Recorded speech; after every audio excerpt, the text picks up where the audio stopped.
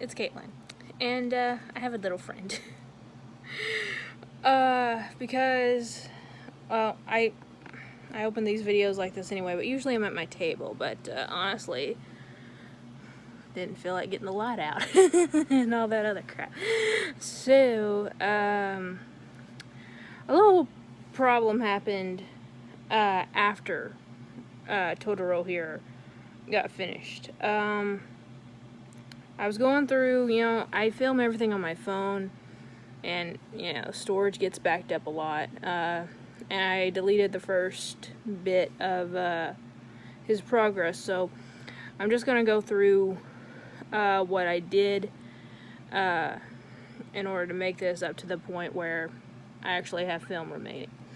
So, this was one that I asked about on a live stream, and I'm wearing a horrible shirt, I know.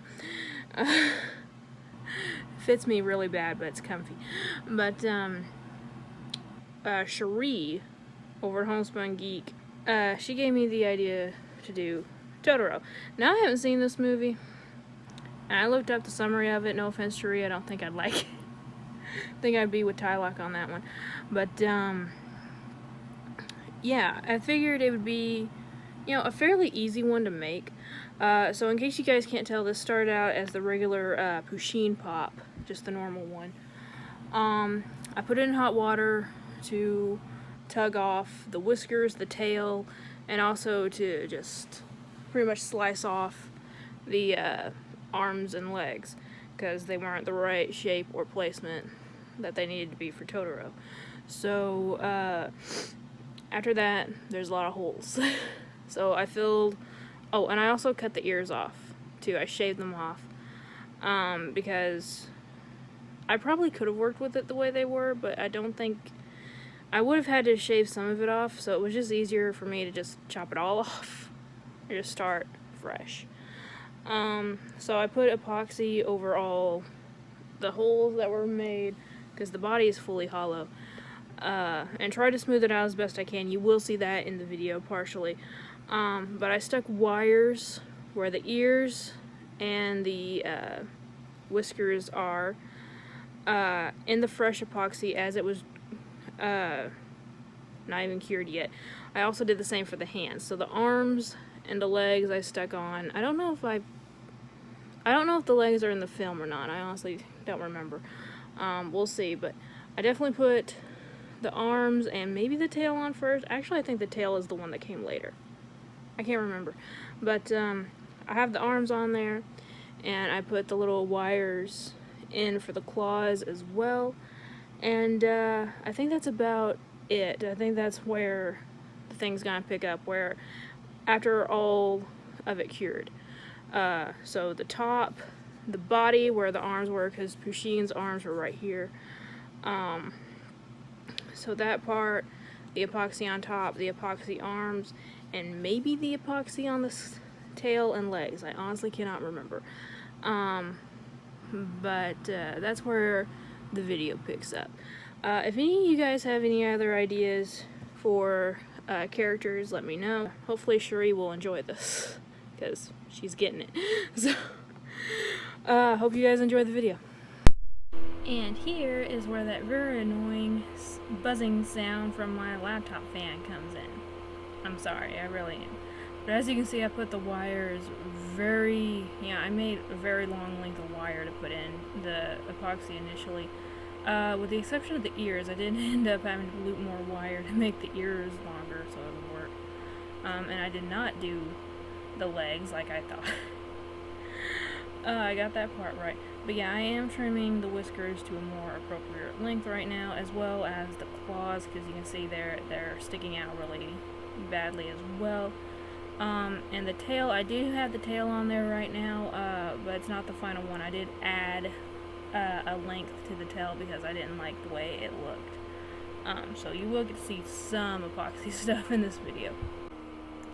Now here you can see me breaking out the Dremel tool in order to attempt to make the epoxy to plastic as seamless as possible. So there was a problem here. Mainly it was the placement of the eyes. I was trying not to whittle down the shape of the eye or scratch it very much at all. Which, by the way, when you're mixing epoxy, I don't think you have to do it. You do need to wear gloves when you're mixing epoxy. But when you are sanding anything, please wear a mask. It's not just to protect you from coronavirus, it's to protect your lungs from epoxy particles and stuff like that as well. So use your masks when sanding anything. But I actually tried a couple different bits for my Dremel tool. I really wish I had a smaller Dremel tool that could get into smaller places better. I might actually try to sell this one later on and get a smaller one. But it wasn't doing it was doing an okay job. But I just felt the way someone must be talking to me because I'm going slow here. But I just felt that the way my Dremel tool is not being able to fit through all these tight spaces, I had to do something else. So I actually ended up ordering sandpaper to do it manually, which you'll see later on in the video. Taking a break from sanding, I went ahead to sculpt the legs out of epoxy as well. Epoxy Sculpt are two clays that you have to mix together in order for it to cure. It'll cure within a 24-hour period. And once it's on there, it's on there. It adheres to it and it adheres good. There was a pop I was working on off camera, and there was actually a point where I was going to try and break something off of it that I made out of epoxy to redo it. I could not. Now, if it was something like this, like a leg sticking out, maybe, because you have a little bit more leverage, but I could not get that thing to break. But anyway, once you're using it, when it's still in the malleable state, you can use water to blend and smooth epoxy into itself and into the surface. So, this is me we're talking about here. It shouldn't be that surprising that I actually lost more footage than I thought. I don't know what happened to the footage of me making the ears and the footage of me. I think I actually did do the first coat of paint off camera. I do remember doing that. But anyway, it was during this time that I was like, when I put that first coat on, I was like, that Dremel tool did not do a good enough job. So that's when I ordered the sandpaper. And right here, I've never used sandpaper before, so I was using the one that I think you're mainly supposed to polish with. I did get smart and switched to a more coarse sandpaper after a while.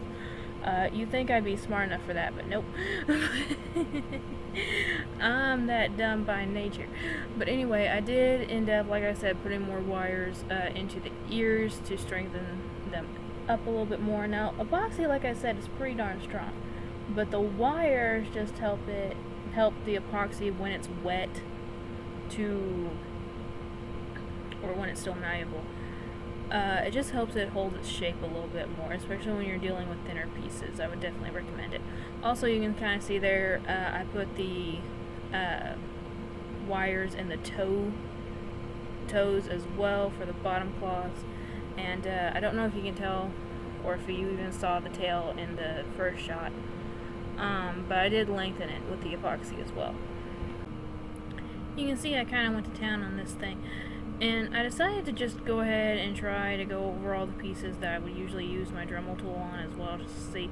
And so I think from now on I'm going to use this sandpaper when it comes to smoothing large parts into the body, like the part on Totoro's chest and the one on his head where I had to clear out the ears. Why did it take me so long? And you do need to wear a mask while doing this too. I think that's why I paused, because I remembered that I wasn't wearing a freaking mask and had to put it on. But I think from now on I'm going to use the sandpaper for the larger parts, and then more detailed. Like you can see, I tried to use the sandpaper on the ears, and I did keep it like that. But I think for smaller parts right now, like that, I'm going to be using my Dremel tool again. But yeah, sorry for the boring footage, but it's part of it. after all the sanding, Totoro gets a fresh coat of mixed paint. So I got some, I only have like really light colored gray. You can kind of see it in the upper corner there. So I had to mix some black in it to get it a good shade for Totoro. Now you can see it still isn't as good of a blend. Actually, the next custom video that y'all see, I had to do this again to make the epoxy blend into the head on that one. And because the eyes weren't as much in the way, I was able to get it a lot better. So yeah, Totoro's still not as good. It's better than it was with just the Dremel tool, but the bottom part, you're not going to be able to see that you won't be able to notice it as much once the extra paint is on. The top part is honestly the part about this that really bugs me. I wish I had gotten it smoother, but I just wasn't comfortable still going with it with the eyes in the way, so there's that. The paint I used for Totoro's belly is really old paint. I probably mixed this custom yellow color, creamy color, probably over a year ago. So I used some paint thinner to try to revive it, and it worked, but the point where I'm working at now, which I know y'all can't see it very well, it not only does it look like butter, it felt like painting with butter, like just butter that would not melt. So it was very chunky. I didn't like it. But I did have to go back in and I had to do a couple coats. So after the first coat dried, I went back in and thinned it some more. You can use paint thinner to make paint workable again after it's become, really old. You just have to make sure you're not using too much or too little, and in this case, I was using too little, for sure. Okay, so I know you guys probably can't see that well, and I'm sorry, but this was the first time trying to do this particular method, and I was having to get it really close to me, make sure I just kept doing it okay. So you can see there, I attempted at first to just go ahead and paint the whiskers black, along with the eyes and stuff. I also tried the same for the claws, and I just did not like how they looked, especially the claws. And the whiskers, the wires just made them so pointy. Like, if you accidentally grab this pop in the wrong spot, it would stab you. So I wanted to go over with epoxy, but the problem is the wires itself are so smooth. The epoxy was not going to stick onto it in one swift or one piece, So plan B, or C at this point, was to take epoxy in very small amounts. That's what that little snake of epoxy is there for. It's not cured or anything. I'm actually taking small bits of that, wetting it with the water that's in that medicine bottle. It is water, I promise. And blending it into the whiskers just a little bit at a time. Just a little bit. Even that chunk that you just saw that I took off then, I still had to have it. I still had to make it smaller, and I'm just working my silicone tool into it, because if I can get it wet enough and small enough, I can make it stick on there in small bits like that and just link it all together. Now on the claws, I did try to make them more sharp. I was able to put, a small ball of epoxy on each claw and then shape it with that same silicone tool I'm working with. Silicone tool, I am learning, is becoming a very, very helpful item when working with clay of any kind. Especially on smaller projects. So if you guys ever want to try working with clay, I would highly recommend getting some silicone tools. The ones I have also double as dotting tools. There's a dotting tool on the back. I kind of wish I had gotten these. Well, no. The other dotting tools I have come with little bitty nail brushes, so I use those a lot too. But anyway, yeah, this took a while. To do the claws and the whiskers honestly, to get them all the way I wanted it, probably took me about 3 hours. Not gonna lie. Yeah. I was determined to get this thing looking at least semi-decent. And finally, just on to the final detailed paint. So the wires, the whiskers, they're not gonna become even. I tried going over them with the Dremel tool, and if I went too far, it would just end up exposing the wire again. So I didn't do it too much, so they're lumpy as all hell, but it's there.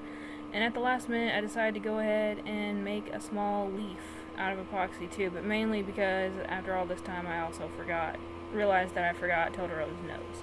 So, mixed up a small batch of epoxy, dotted it there on for the nose, and then I also made that small leaf at the top of his head, which I painted green and then dry brushed in a lighter green to really make it pop.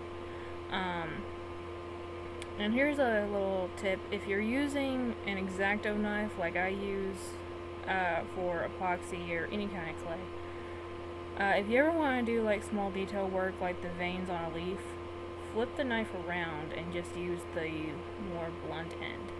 It's a very easy tool to use that way.